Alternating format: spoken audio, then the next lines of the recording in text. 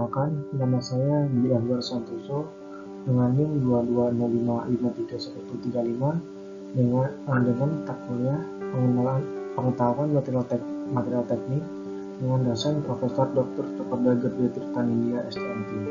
Saya di sini akan sedikit menjelaskan materi tentang polimerik material. Nomor buku yang dipakai. Materi yang pertama adalah 4 molecular weight of polymer. Dalam sewa murni dengan berat molekul rendah, seperti glukosa, semua molekul-molekulnya berukuran sama sehingga berat molekul identik N. Senyawa semacam itu dikatakan monodispers. Di sebaliknya, sebagian besar polimer adalah polydispersiv, terdiri dari molekul dengan berbagai ukuran dan berat molekul. Oleh karena itu, diperlukan untuk menghitung derajat rata-rata polimerisasi atau dP atau berat molekul rata-rata N. Berat molekul yang biasa digunakan dalam karakterisasi polimer polydispersi adalah rata-rata jumlah, rata-rata berat, dan berat molekul rata-rata viskositas. Pertimbangan sampel polimer polydispersi dengan berat total W di mana N sama dengan total number of moles, N1 sama dengan number of mole of species E, N kecil I sama dengan mole fraction of species E, W besar I sama dengan weight of species E, W kecil I sama dengan weight fraction of species E, N besar I sama dengan molecular weight of species E. 4. Definition of resin and plastic. Kedua istilah tersebut, yaitu resin dan plastik, umum digunakan tetapi tidak ada definisi eksplisit untuk mereka. Istilah resin awalnya dimaksud dengan produk organik yang berasal dari sayuran relatif berat molekul tinggi. Yang paling terkenal adalah rosin dan balsam diperoleh dari pohon jenis conifera. Tapi istilah itu sekarang digunakan jauh lebih luas dan agak longgar dan untuk memastikan buatan manusia. Zat polimer yang digunakan dalam berbagai aplikasi seperti dalam plastik, tekstil, dan cat. Hal ini sering digunakan secara bergantian dengan istilah plastik. Plastik adalah kata singkat yang mendefinisikan bahan yang mampu dibentuk atau dibentuk dengan atau tanpa aplikasi panas. Ketika polimer jenis termoplastik dapat berulang kali digunakan oleh panas dan dibentuk, yang dari tipe thermosetting tidak dapat dicetak ulang setelah cetakan sekali. Istilah plastik juga digunakan dalam mengklasifikasikan polimer dan mencakup semua polimer yang tidak dianggap sebagai elastomer, karet, dan serat, yaitu yang tidak menunjukkan sifat elastis, elastomer, atau kristalinitas tinggi, dan kekuatan serat, tetapi agak jatuh di antara mereka dalam hal ini. 4.6 Polymerization process. Proses polimerisasi dibagi menjadi dua kelompok, dikenal sebagai step polymerization and chain polymerization. Yang pertama, step polymerization ini terjadi melalui reaksi bertahap antara gugus fungsi reaktan. Reaksi berturut-turut mengarah dari monomer ke dimer, tetramer, pentamer, dan seterusnya sampai akhirnya menjadi polimer molekul dengan integral dP terbentuk. Perlu dicatat bagaimana bahwa reaksi terjadi secara acak antara intermediate monomer serta di antara perantara diri. Kata lain, reaksi dari kedua jenis, pertama N-mer plus monomer sangat menjadi N+1 mer. Yang kedua, N-mer plus M-mer menjadi N tambah M mer. Jadi, pada setiap tahap produk terdiri dari molekul-molekul berbagai ukuran, memberikan kisaran berat molekul. Rata-rata berat molekul membangun perlahan dalam langkah polimerisasi proses, dan produk dengan berat molekul tinggi terbentuk hanya setelah waktu reaksi yang cukup lama bila konversinya lebih dari 90%. Sebaliknya, polimerasi dengan mekanisme rantai berlangsung sangat cepat. Molekul polimer ukuran terbentuk hampir seketika setelah rantai dimulai. Ukuran polimer dengan demikian tidak bergantung pada waktu reaksi.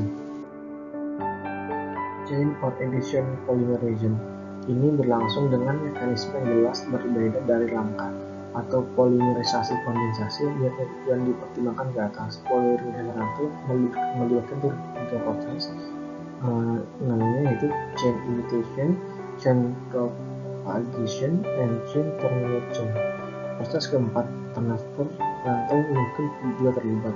Itu dapat dianggap sebagai kombinasi dari pembentukan rantai dan inisiasi rantai. Inisiasi rantai terjadi oleh serangan pada molekul monomer oleh radikal bebas, dan makan atau anion.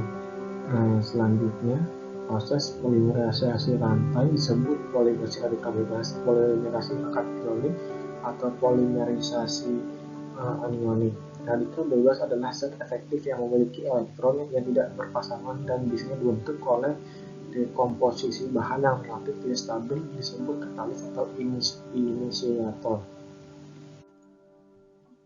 Benzoil peroksida adalah inisiator radikal bebas yang umum dan dapat menghasilkan radikal bebas radikal oleh dekomposisi termal sebagai gambar di bawah. Radikal bebas pada umumnya sangat efektif karena keberadaannya dari elektron yang tidak berpasangan. Sebuah spesies radikal bebas dapat bereaksi dengan demikian membuka ikatan rangkap dari monomer vinyl dan ditambahkan satu sisi ikatan putus. Dengan pusat reaktif, elektron tidak berpasangan dipindahkan ke sisi lain dari ikatan putus seperti gambar di bawah.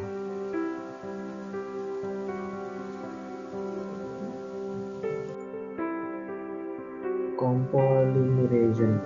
Semua polimer yang telah kita pertimbangkan sejauh ini hanya mengandung satu jenis pengulangan unik atau mol dalam rantai.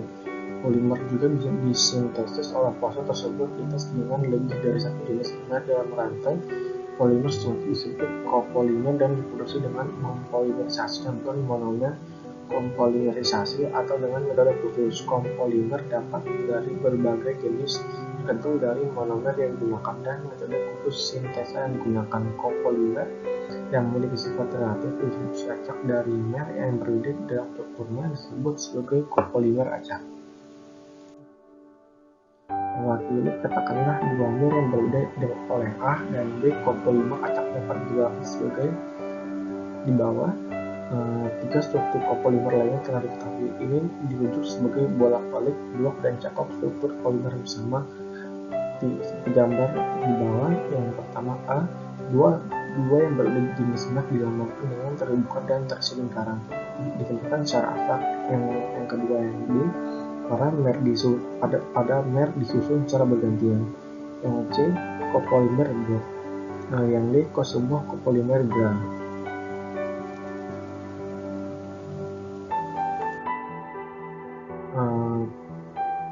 Typical addition polymer.